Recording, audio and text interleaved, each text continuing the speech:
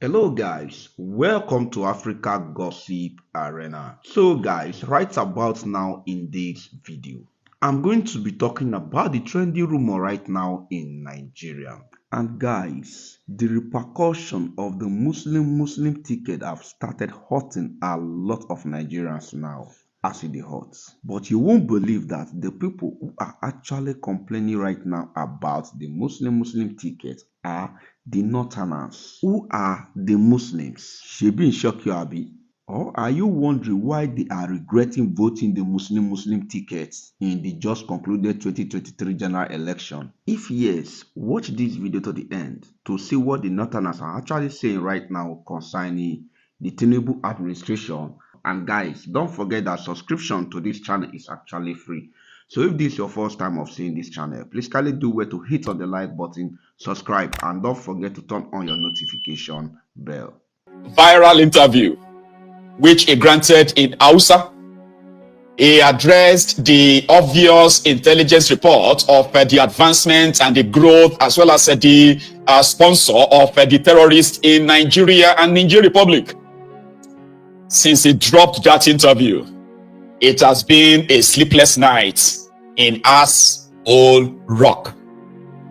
And understandably so, from what we have now discovered, Gianni intentionally granted the interview in Hausa so that he could use one stone to kill two birds.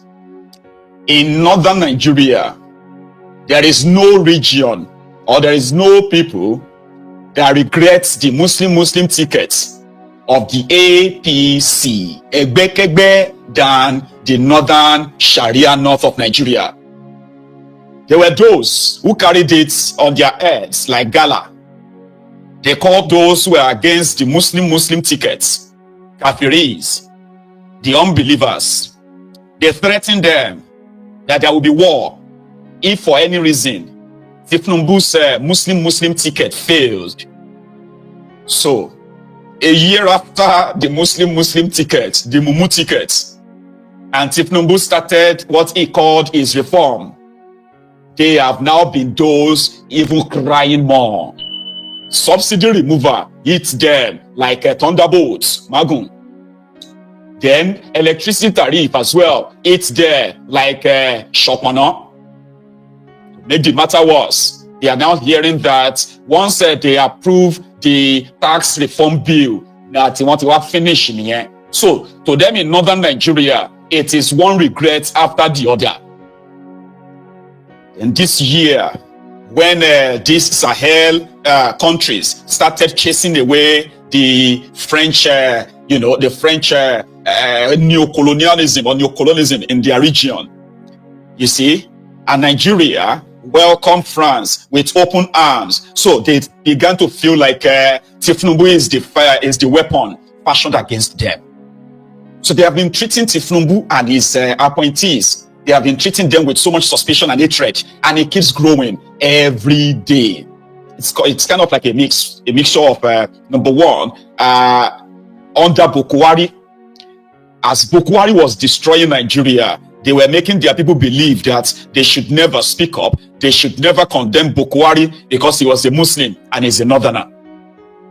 So now that they are out of power, it seems, as the Southerners are suspecting, it seems that they cannot live outside power, even though it has never really benefited the ordinary people of northern Nigeria. But it is more than that. You see, most of those things that Bukwari diverted to northern Nigeria for 8 years, as much as it didn't really reach, the real people in that place, right? It started making a big difference that those things are no longer available for them. So they have every reason to suspect that Tinubu is a weapon fashioned against them. Then, on the other hand, Niger Republic is like Nigeria's 37th state. Yes, throughout the 8 years of Bukwari, Niger Republic was receiving money. I mean, there are some northern states like Sokoto State, Kebbi State, Borno State. All these guys always add the budget of Niger Republic to their budget. not like budget. I mean, like, you will see a Sokoto state will be buying security vehicles for the Nigerian police. You will see Borno state building and constructing and equipping medical centers in Niger Republic as part of their budget. Kebbi State will be funding, the government of Niger Republic. All of these are public.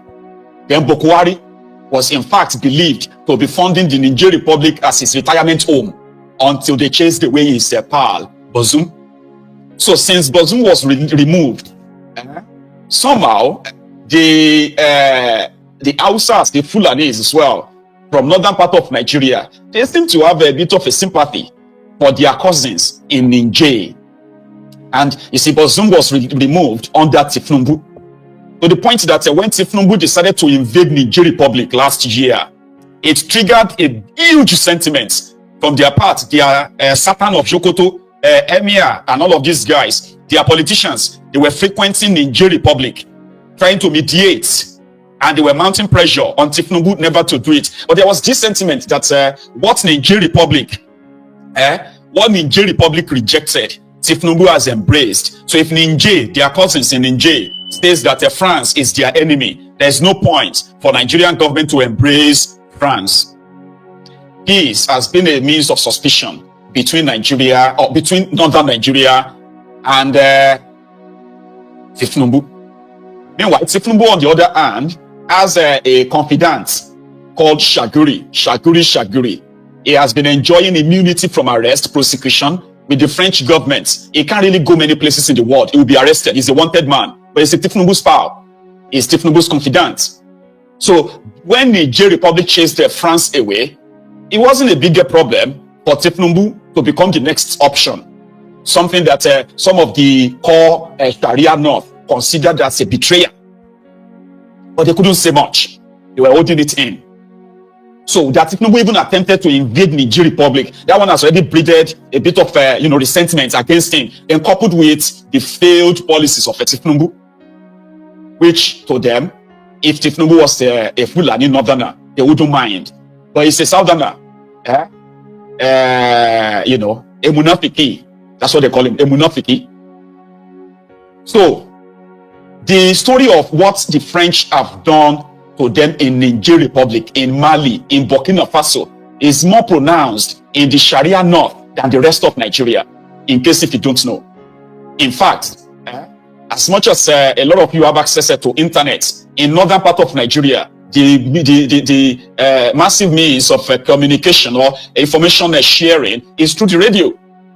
And that is why majority of their political leaders would rather address them in Hausa. So when Tiani overthrew Bazoum in Niger, Nigeria placed economic sanction on Niger Republic to destroy the country. But unfortunately for Tinubu and his gang, that did not really have so much impact on the government, but it did have impact on the country. Economically, Niger became economically isolated. Anyway, they formed another bloc, which is the bloc with Mali and Burkina Faso. But there's still something left. So it is also believed that the French French sentiments, the resentment of the French in Niger, in the Sahel, like all these countries, right, is one good advantage that the juntas in Burkina Faso, in Mali, and in Niger, it is what they always use as the reasons why, number one, they're having problem with insecurity, they're having problem with economic this and that, and the big brother, Nigeria, that should have acted as big brother to support them, protect them, has now sided with France. So therefore, Nigeria, not Nigeria as a whole, they believe that Tinubu as in particular, especially Tinubu, is the enemy of the North through that. And this has been going on for a while. Those who are working with Tinubu, like Ribadombo, like this Idris guy, who is your misinformation minister, Badaru of Jigawa, your defense minister, Patawale of Nasarawa, also your minister, Minister of State for Defense or so, right? And majority of those appointed by Tinubu, they are using what is called eye service in working with Tinubu. But it seems a memo now came after that interview, because it was believed that Tiani the Niger Republic head of junta had to speak directly to the Hausa community, the biggest community in northern part of the Sharia North, to be precise. He intentionally granted that interview by saying, listen, you are dealing with Lakurawa, you are dealing with all these terrorists. They are the handiwork of France. It is France that is giving weapons to these terrorists. It is France that is funding them. The intention is to use these terrorists to destabilize Niger, is to use these terrorists to destabilize the economy of these Sahel countries. And it's unfortunate that despite the fact that they have done so much, he has done so much to report to Nigeria and seek Nigeria cooperation, that Nigeria has ignored all of his plea. Now, that is an indictment, something that spread like wildfire in northern Nigeria.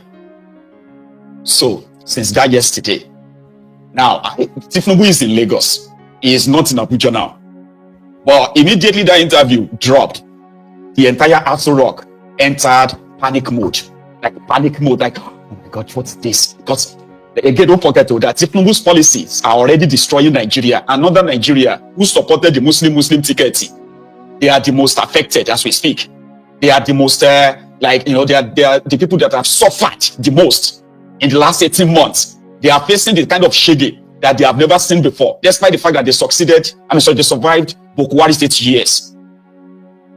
So they can't hold it in. So Tinubu is already like a personal non grata to them. Or you see those who are appointed by Tinubu from northern Nigeria, they are giving him another impression to make him feel like, oh, he's loved. Don't listen to what the oppositions are saying. The people appreciate you. The people are praying for you. We are giving them the food you said we should give them. We are even sharing money to them. Blah, blah, blah, blah, blah. So this interview has not only riled the poor, it has also made those who are their elites so concerned. Like, is Tinubu trying to mortgage their future, their lives for France? Even though they continue to deny that there is no French forces in Nigeria. Now, what makes everyone concerned is that when the level at which these guys came to deny kind of really makes us believe that it is 100% true. There are evidence abound.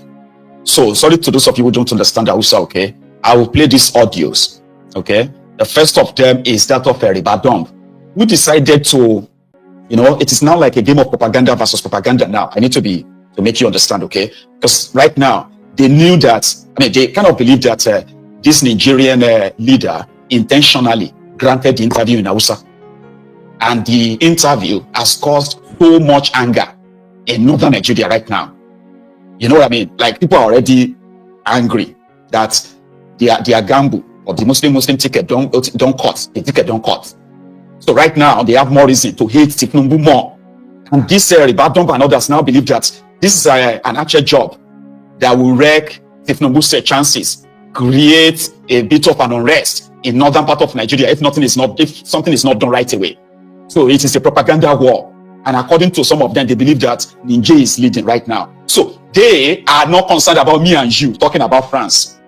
If me and you, if we are concerned from the southern part of Nigeria about France, they don't give a damn about us. That is why they are currently addressing their people in Hausa, telling them that, number one, Ribadu said that Nigeria has never granted any foreign country, a military base in Nigeria history. That when America came, Nigeria rejected them. When Britain came, Britain actually colonized Nigeria. Nigeria rejected the offer of setting up a base. When France came, they rejected. But guess what? This Niger Republic, they accepted France. They accepted America. So now that they have an issue with America and France, and then Nigeria is kind of like in business with France. So this is why Niger is trying to blame Nigeria. He's trying to, they are now saying that because this military junta, he has no plan of when he's going to transition to democracy. He has failed the people. All the promises he made when they overthrew the government in Niger, he said he has failed his people. And because he has nothing to show to them, he wanted to use Nigeria and Tinubu's relationship with Macron. He wanted to use that to ginger his country people that the reason why he's been failing is because Tinubu is a friend to France and France want to destroy Niger. So this is them now trying to push back in denial, despite the fact that true, France are having their foothold in Nigeria as we speak, all over the north. And I'll show you some of that. But here, is a river dump. Abun ya zo mana mu ma da tada hankali da mamaki da mai girma shugaban Niger ya faɗa. Ba ta da tushe, ba gaskiya. Najeriya ba za ta taɓa yi wa Niger zagon ƙasa ba. Najeriya ba za ta taɓa yadda wani abu musifa ya faru wa Niger ba. Najeriya ba ta da fitina ko rashin zaman lafiya da makwabtanmu. Dukkanmu muna zaman lahiya da Cameroon, muna zaman lahiya da Chad, muna zaman lahiya da Benin. Ya za a ce kuma za mu samu problem da Niger ta ina? Ita jamhuriyar Nijar tana zargin cewa Najeriya yanzu haka tana kokari kuma ta baiwa kasar Faransa sansani domin sojojinta su samu hanyar da za su iya yakar jamhuriyar Nijar. Wannan ta ina a ce Najeriya ce za ta ba wata ƙasa dama ta zo ta zanna don ta kawo wa Nijar hari ko fitina? Ina zai faru ta ina? Najeriya ba ta da wannan tarihi na yarda da kasashen waje su zo su zanna a kasanta. Ingila da kanta suka yi mana colonialism ba su taba ko so daya su ce wai za su kawo sojojinsu ya zanna a Najeriya. America ba yadda bata yi ba mu yadda ba. Sai da muka ce ba mu yadda ba su kafin su ce sun je wajen Niger suka ba su dama, daga baya Niger din suka zo suka kore su. Faransa ba ma Niger ba, duk kasashen da suka yi wa mulki haka suka dinga yi. Ba mu taba yarda da haka ba. A ce za ta zo ta bude sansani a Najeriya ta zanna ko rana guda, belle ma a ce wai za ta kawo Niger ko wata kasa farmaki. Ina zai faru ma? Ba mu taba yi ba. Amma idan yanzu sojojin Niger suna fada da Faransa, ba dole su ma su ce mu yi fada da Faransa ba. Duk kamar yadda ba mu fada da kowane kasa a duniya. Najeriya ba ta taba yi ba, musamman a ce wai har ma za a ce wai a kawo wata yan uwanmu fitina.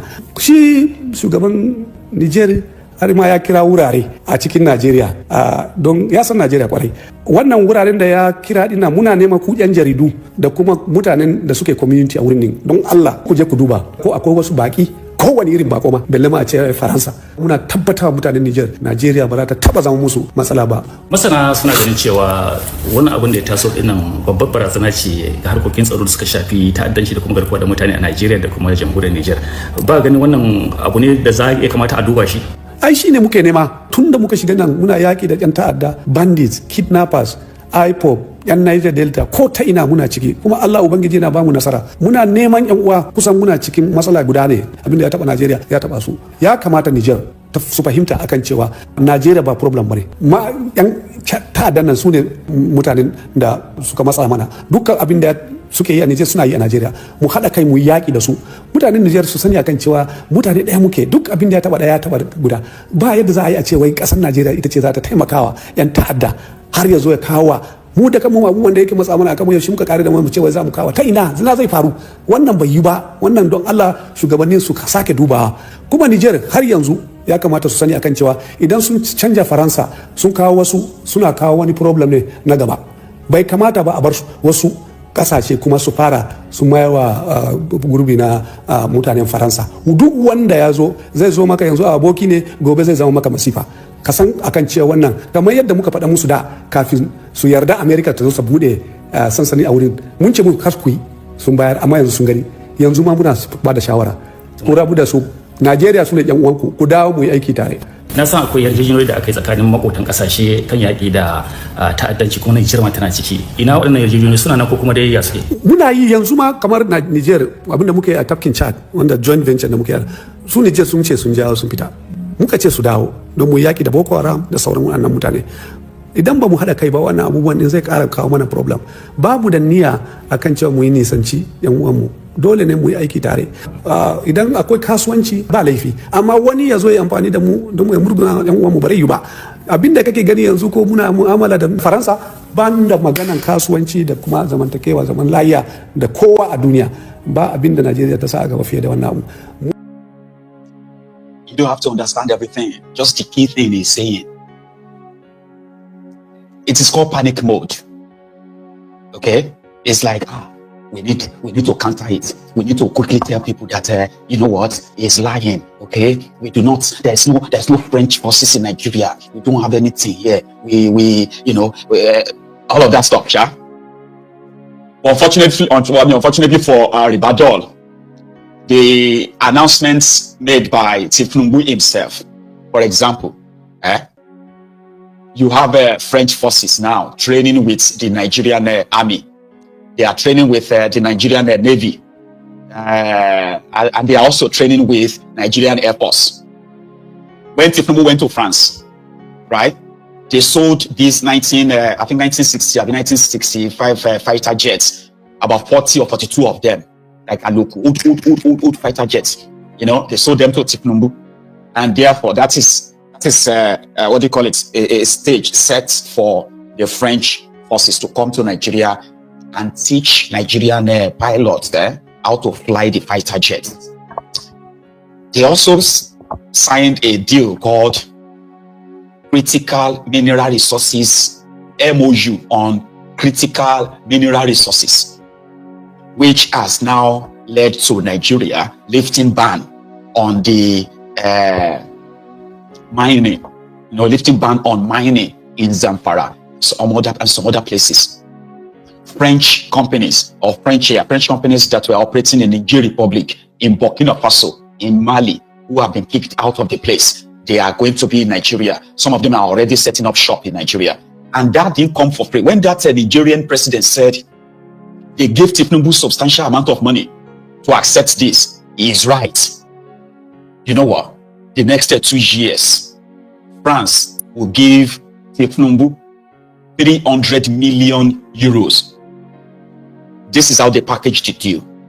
Tinubu, as your president, will determine where France should put their money the next 2 years, as French companies will now take over some mining locations across northern Nigeria.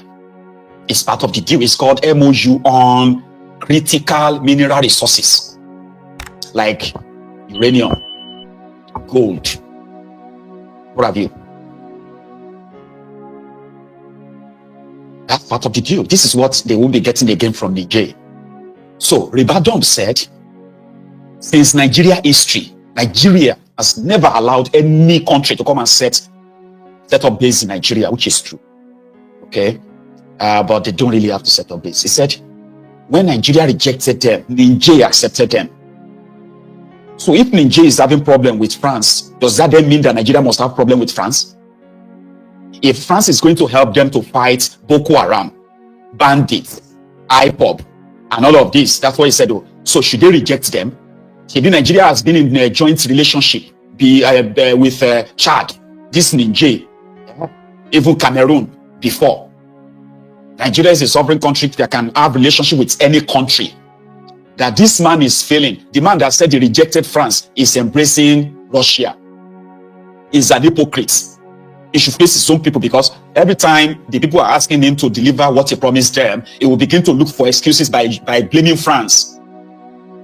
If Niger rejects France, must Nigeria reject France? Oh, he didn't finish there. Remember, he had to address his people in Hausa too, because now that Hausa land up north, now there the Rogodino, they happen right now. The likes of Ribadom, Idris, and some of these guys, by the end of 2025 next year, majority of them will likely begin to leave Tinubu's government. I have seen this before. Or they will stay on and just rock the boat from within. Here is what the Idris had to say. Information Minister of Nigeria. That was National Security Advisor of Nigeria. This is an allegation against Nigeria. And he didn't address you. He has no business with all of you. He's addressing their brothers and sisters in northern Nigeria. That's why he spoke in Hausa. This is your misinformation minister speaking on the same matter, not in English, in Hausa as well. Same way. To na farko dai wannan ma magana ma ba ma gaskiya bane kwata-kwata. Bai kamata shugaban mulkin soja da ya kwaci mulki da karfin to ya dawo kuma yana irin wannan bayanai akan gwamnatin Najeriya. Mu muna ganin bai dace ba, ya kamata ya daina yin haka din. Because in that Chinese interview, he indeed alleged that France is empowering these terrorists in collaboration with Tinubu to destabilize Niger Republic. That is what they have now termed, we have no plan of staging war or going to war with the Niger Republic. How many of you remember last year when, not even just last year, this year, when I reiterated that even though Tinubu failed in fulfilling the allegiance of invading the Niger Republic, which he later denied, that it is not over. There are other clandestine plan to still invade the country. Even though Tinubu denied, but you see this memo, this is the memo that David Undeyi exposed that prevented Nigeria from going to war with Niger.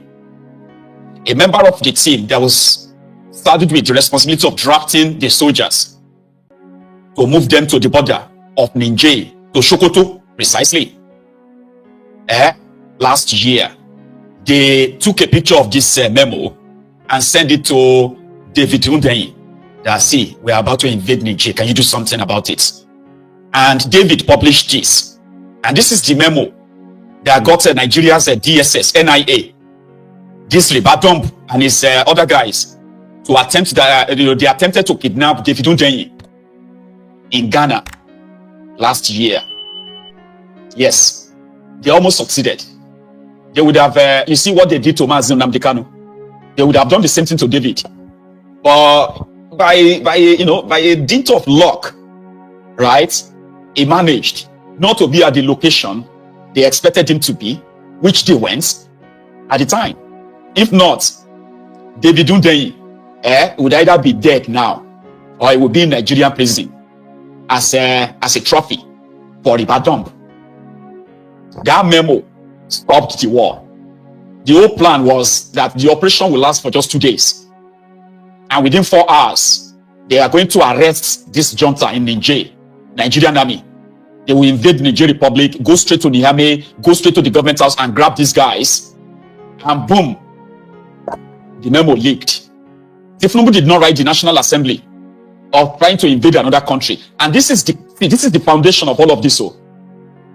So when the guy came out and said, their plan this time around is to use Nigeria and this border terrorists to destabilize Niger Republic and give a reason why, yes, maybe they can still go on and invade. So this guy are now saying that his allegations are baseless.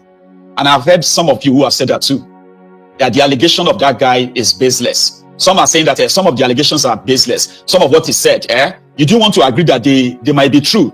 To you, it's like they should be investigated. Some of the stuff he said should be investigated. But there are some other things he said, they are just like baseless. Baseless. You are dealing with Tinubu, you say baseless. Nah. Another thing is that APC, they have destroyed whatever little trust that people could have for their own governments. See, these are criminals who want us to be patriotic. These are dishonest criminals who want us to be patriotic. They want you and I to be on the side of our country. But these guys are not patriotic to Nigeria. Every of their action is anti-Nigeria. Sure you get? These guys are committed treasonable felony against Nigeria. But because they are in power, you understand? So who is going to arrest them? Who is going to probe them? Nobody. But in a sane climb, Tinubu and his gang, they will be arrested for treason for what they have done to Nigeria, with no consultation with anybody. With what these guys have done to Nigeria, they will be standing trial for treason. Unfortunately, who is going to do that? So there is no trust. Nobody trusts them. And because of this, which they know themselves, that's why they are saying that this Chiani of Niger is banking on the lack of trust between the leaders of Nigeria and the led, which is true. So they are now trying to widen that mistrust. Number one, National Security Advisor of Nigeria, is defending an allegation, and is using allegation to defend allegation, so that it can be like, don't mind him. No, don't worry, don't mind him. Meanwhile, we have other obvious evidence that shows that we should mind him. How many of you remember this? zai ƙara ci gaba da taimaka mana wajen ciccire abinda masu fashe wanda su ɗan boko suke sa mana hanya yana kashe mana jama'a da sauransu. Dan boko haram ba yan boko ba, yan boko haram. Ai amfanin abin shine zai taimaka mana inda suka sa su za mu je mu amfani da kayayyakin baki. So abu ne mai muhimmanci su taimaka mana akan yakin nan da ake yanzu. Taimako daidai gwagwado ba zai yi suna mana kuma See that one? It's confirming that true, we have, the French army, we have the British who are here. We are working together. We are training together to protect northern Nigeria. That video is just like about 2 weeks old, though. It's not like 2 years, 1 year, or what have you. Just about two weeks old. Nigerians who were killed in the last 1 year on record, 614,000 Nigerians were slaughtered by terrorists, and it didn't even make it to the media. Like, no. The day I saw that data, I was like, what? How?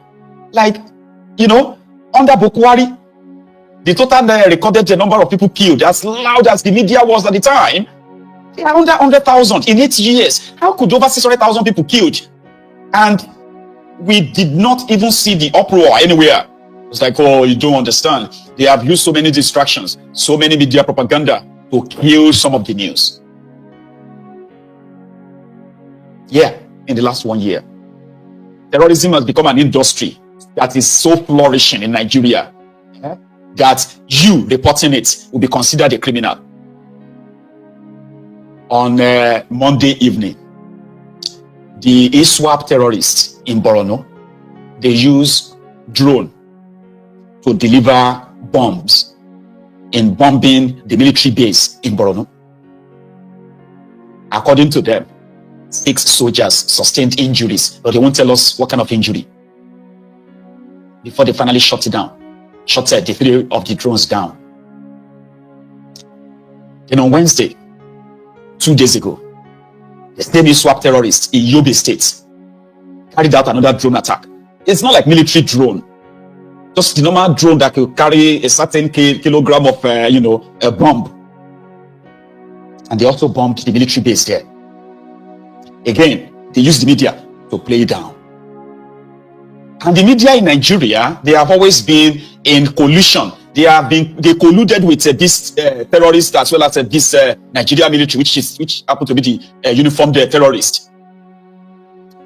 Other bodies that are supposed to gather intelligence reports that the military and the rest of them should be acting upon before they act and before they do anything, right? Intelligence gathering, intelligence reports. Now, this same military gathered intelligence reports that saw them, 2 days ago rather, that they bombed 2 communities in Sokoto State, where tens of people died as well. But what did the chief of defense staff say about that? He blamed the victims.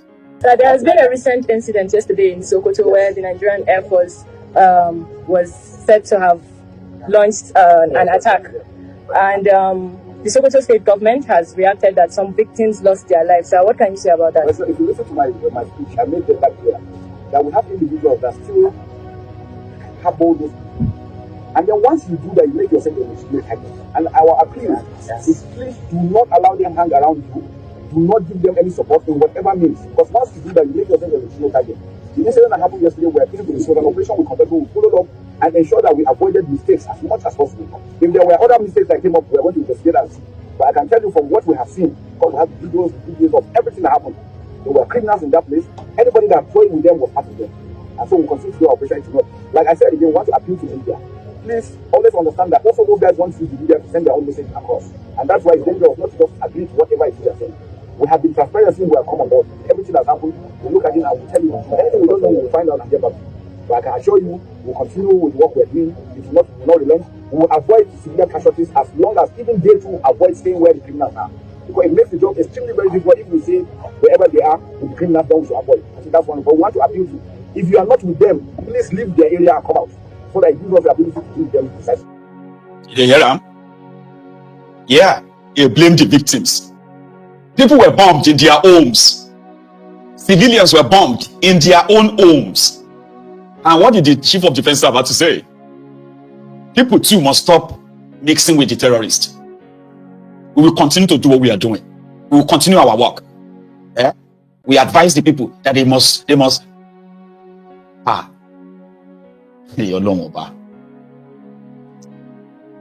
terrorists that are ransacking their communities, invading villages and all that. So I'm sorry. These are the professional soldiers that justified bombing civilians, including women and children, in their village. Not be say these guys were like, these people were in the forest with the terrorists. Too. They are in their homes, inside their houses, and they dropped bombs on them. And the only thing they could say is that they too should stop mixing up with the terrorists. How? Nigeria is a place where do everything you can not to be a victim. Do you understand? Because even your fellow victims, they will blame you. Yeah, the voluntary slaves. It's your fault. Even you. Why did you allow terrorists to come to your village? Is it my business? Is it my duty to ward off terrorists? Or the duty of the security forces to protect us? Next time, when the terrorists come to your village, tell them to leave. Okay? You have to tell them to leave because you don't want trouble. Because, don't be a victim. On the part where they are dropping a bomb via drones, listen to what their spokesperson had to say. In the incident that happened on the 25th of December, I've already explained that operation will have taken place earlier. But because of the painstaking measures that we know that we need to put in, we decided to hold it to make sure that those that we are seeing at that location were indeed terrorists, Lakurawa terrorist group. And we did that by sending human intelligence to confirm. And they got back to us and confirmed that yes. And it was thereafter that we carried out a joint operation, a combined synchronized operation with the Air Force and ground forces. Air Force carried out precision strikes using precision munitions. After the strikes, the military, the land component on the ground moved on the site. And what did they confirm? They confirmed that yes, the strikes hit the objective. That is that. I've said so much on that. Now, I spoke about secondary explosions because one of the targets was the logistic base of the terrorists in the community. When I talk of logistic base, I'm talking of arm cartridges and poles that were kept there. So naturally, when the munition hits that, there will be secondary explosion arising from that, which will generate, other things flying in the air, which was what led to the death of about 10 persons that were reported. The 10 persons reported were not hit directly by the airstrikes. The people that were hit directly by the airstrikes were the Lakurawa terrorist group, and they were burnt beyond recognition. Now, to the report about the usage of drones. I don't think that there's need for any unnecessary panic about the usage of drones. We are in war against terrorists and against insurgents across our country. And all you need to look is not far from what you see happening in Ukraine, Russia, Israel, Hamas, and all that. The use of drones in the battlefield is not new. Now, when we are talking of drones now, please, we don't want unnecessary panic because these are not professional drones, not military-graded drones. These are toys that they went to buy and found a way to put one or two things on board.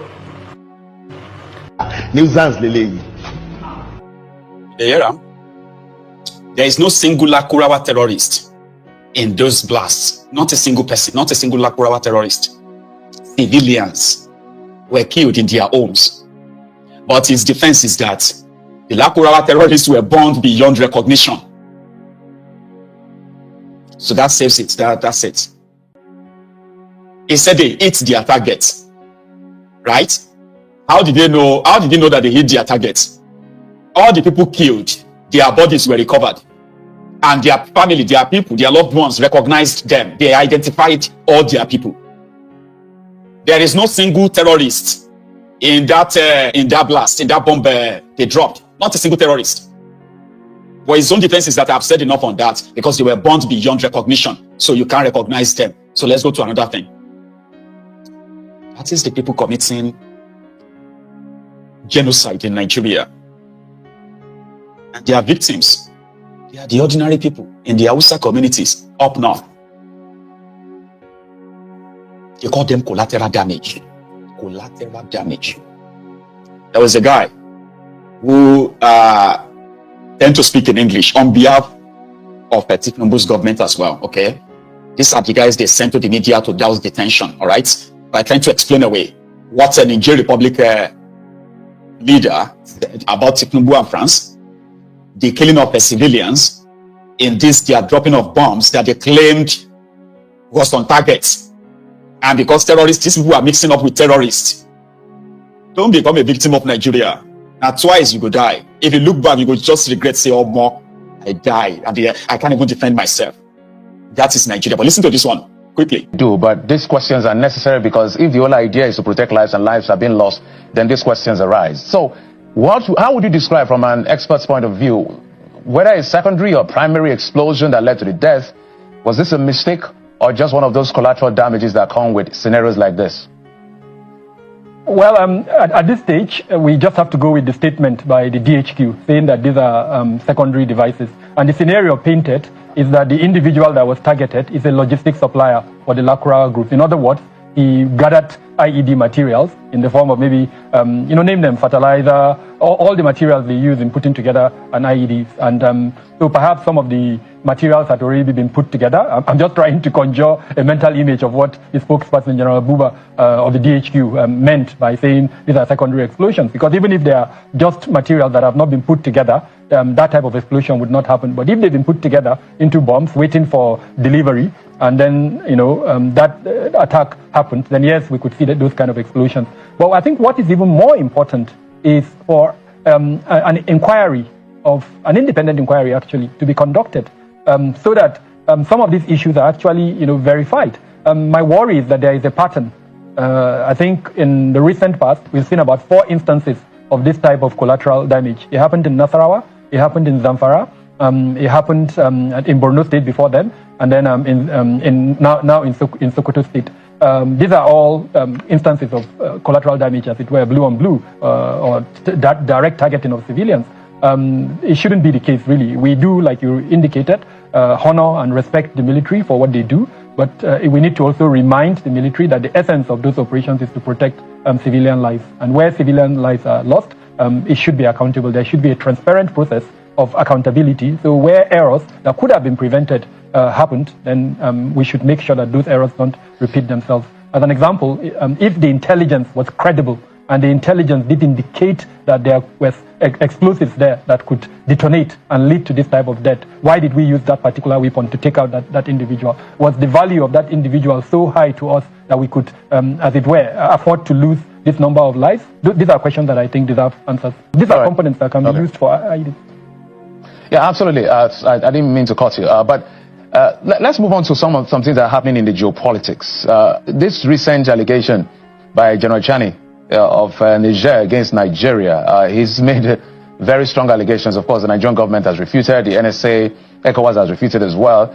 So his claims broadly covers the fact that maybe Nigeria is in cahoots with France, given the relationship of the president with France and some of the trips he's made, even making claims like Nigeria trying to quote-unquote destabilize Niger with being cahoots in France, things like establishing or allowing Lakurawa to find expression in certain parts of the north. He's made these claims, and some people have identified the fact that he chose to speak in Hausa. So let's address it one after the other. Is he just grasping at straw, or what exactly is he doing at the moment? Thank you very much, Jeffrey. And this is what I did when I first heard of the video. The first thing I tried to do was to verify the authenticity of the video. And of course, after I verified it, I asked myself the critical question: what is this guy trying to achieve? He's the president of a country, and the official language in our country is French. And then, of course, the generality of people there do speak Hausa. So why did he speak in Hausa? And my answer, led me to the conclusion of what I've always known over the last 1.5 years, since July last year when the coup in that country occurred. So his grand strategy is simple. He's showing up support for the junta that he leads. The support that he has been able to gain up to date is grounded around the anti-French sentiment.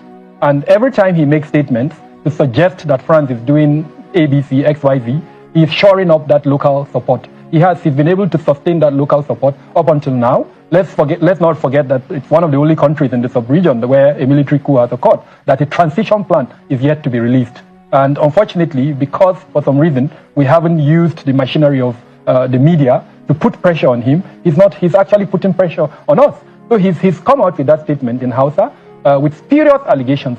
And I mean, even he himself knows that those allegations, a lot of them are baseless, but he still went ahead to do them because he is targeting that support, that sentiment that allows him to remain in power and to do the types of things that he's doing in the country. So how should we take it as a country? Should our response be in kind to just deny the allegation, or should we now ask ourselves, since it's a strategy, a propaganda strategy, what should we do? And I think this is where perhaps the focus of government should be. We need to be a step ahead. If his essence is shoring up local support by pushing this anti-French resentment, and we've decided as a country that we want to be close to France, which is perhaps what seems obvious to me, then we should be ready for such propaganda, and then we should be ready to lead in terms of the propaganda. And maybe in the course of the conversation, I would have some suggestions to throw in that regard. But at the moment, it is my view that we are not winning that propaganda, machinery, as it were. He is leading in it. He's speaking to the audience he wants to speak to, both locally in Niger and then here in Nigeria.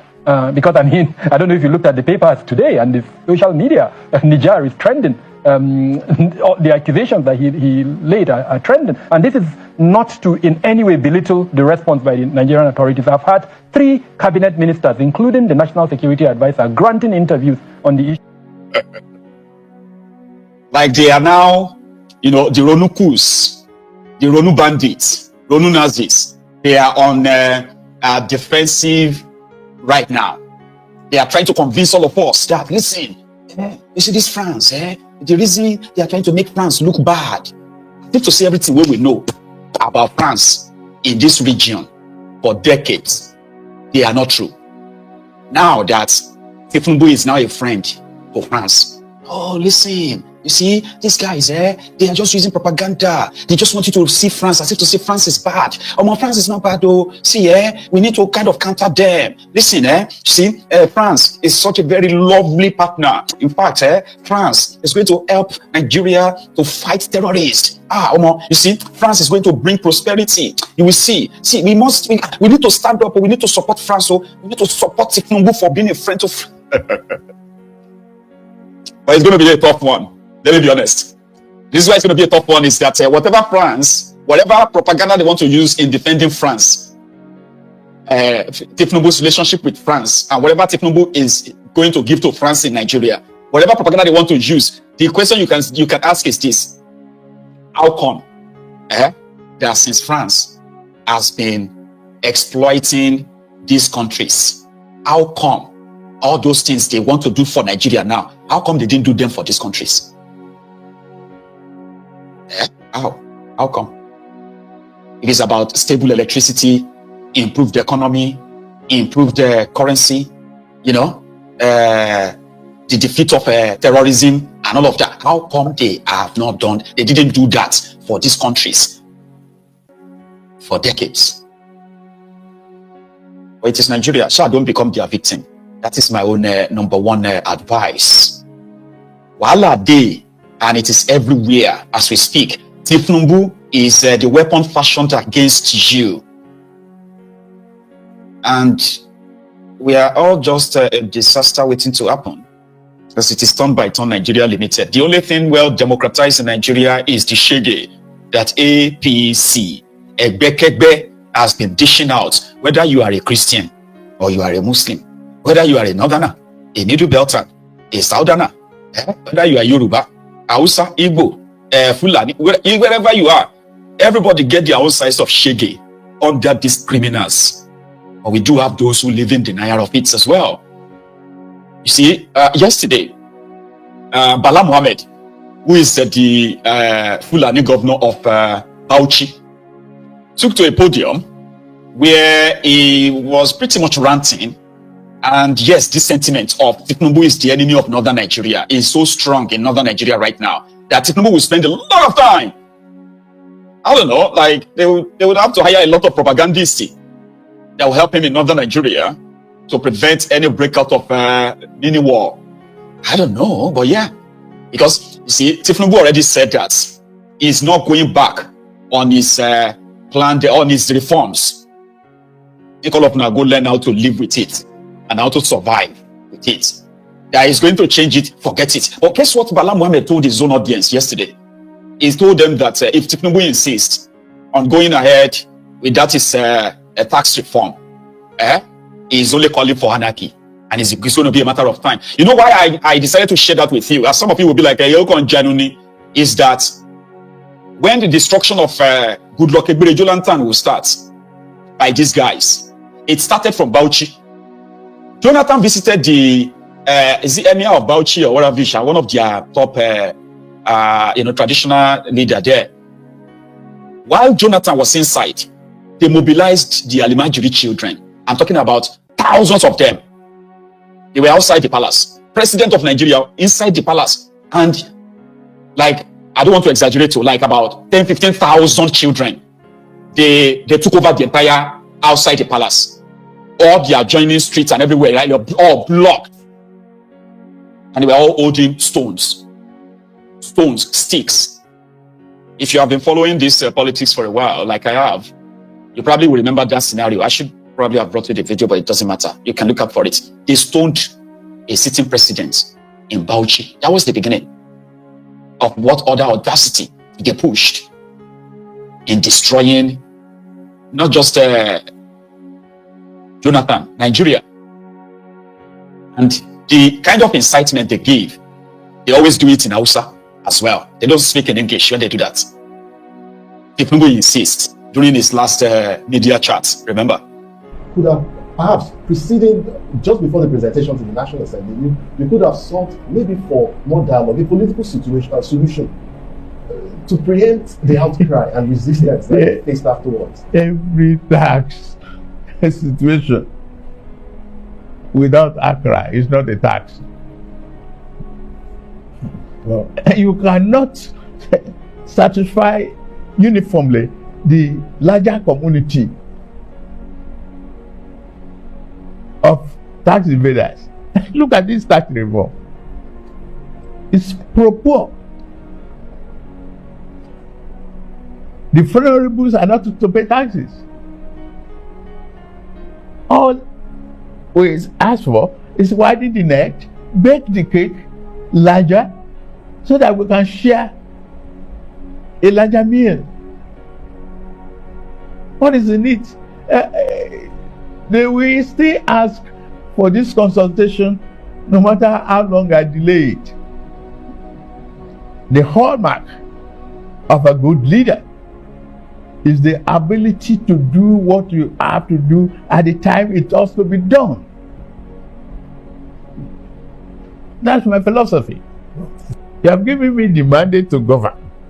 Let me govern within the limit of my capacity. And I believe I have that capacity. I believe so. That's why I went into the race. I am focused, laser focused on what Nigeria needs and what I must do for Nigerians. It's just not going to be El Dorado for everybody. But the new dawn is here. I'm convinced. And you should be convinced. You should help propagate that conviction. I'm writing back, Mr. President, to the budget. If we reduce the purchasing power of the people, we can further slow down the economy. Let's widen the tax net. Those who are not paying now, if it is inclusive of Bola Tinubu, let the nets get bigger and we'll take in more taxes, and that is what we must do in the nuisance delay. And for Bala Mohammed, Tinubu is calling for anarchy. Anarchy lose. Anarchy lose. But listen to this. So in Hausa, I was speaking to the audience that if Tinubu go ahead, they in northern Nigeria will not be able to pay salaries. They will no longer be able to fulfill their financial obligations. And therefore, Tinubu is calling for anarchy.